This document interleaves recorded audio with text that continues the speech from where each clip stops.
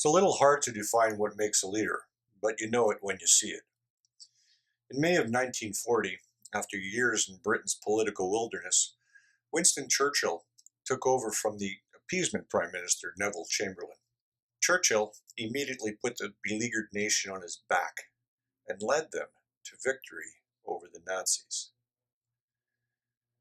There was never a doubt that he was a leader and exactly the right person to lead that country as it stood alone against the Nazi menace.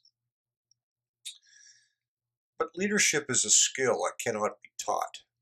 It is either inherent in one's character or it is not.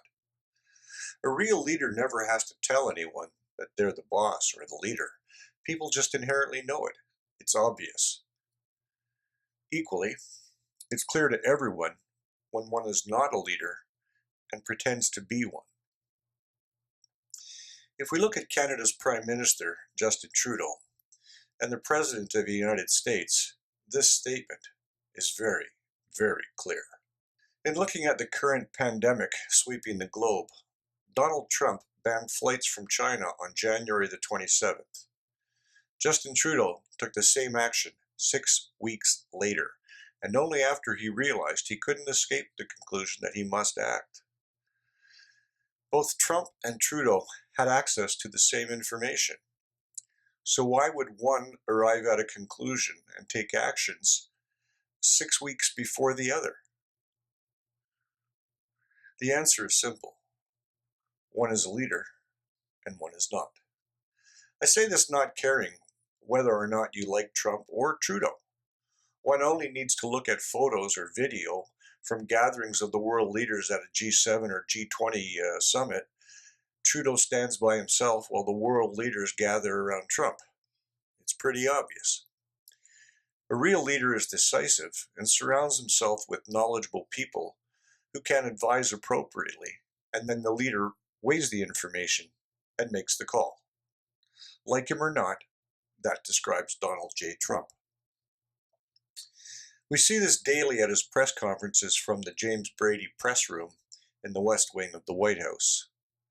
He delivers an update from his pandemic task force daily and is surrounded by the experts who he allows to respond to questions in their area of expertise.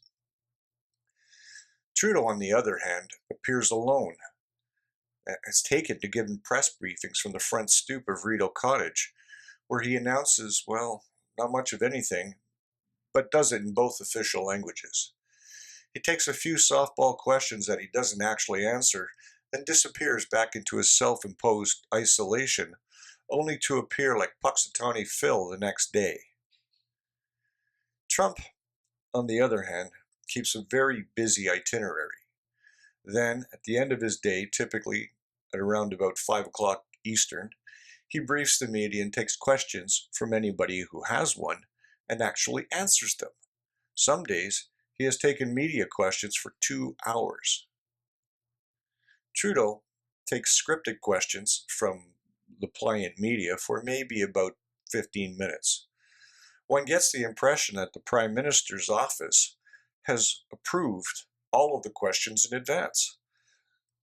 And even then, he provides a non-answer full of ums and ers and other indecisive pauses and stumbles. He does not inspire the country. If anything, many Canadians have taken to mocking him. Whatever else you may think about Donald Trump, there is never any question who was in charge.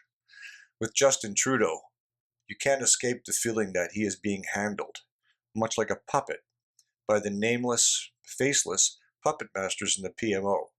And even at that, they can't make him look like a leader. For True North, I'm Leo Knight.